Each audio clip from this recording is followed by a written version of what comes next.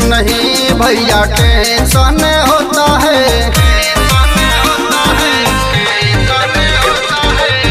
Pension नहीं भैया tension होता है। बुढ़ापे में क्या होगा यही सोच दिल रोता है। पेंशन नहीं भैया टेंशन होता है। पेंशन नहीं भैया टेंशन होता है। बुढ़ापे में क्या होगा यही सोच दिल रोता है। बुढ़ापे में क्या होगा यही सोच दिल रोता है।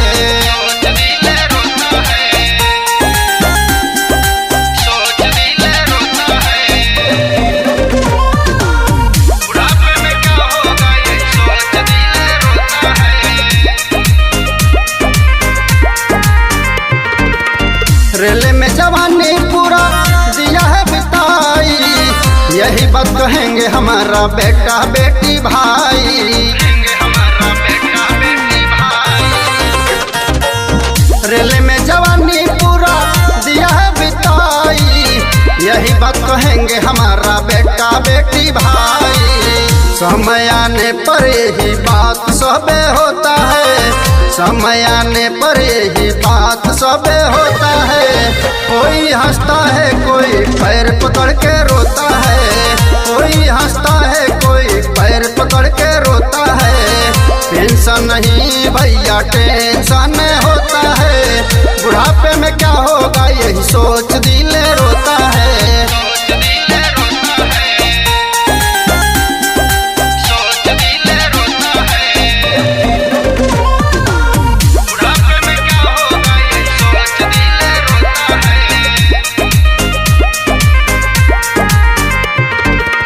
यूनियन वालों सुनो मानो यही कहना, पेंशन पुरानी के बिना अब नहीं रहना।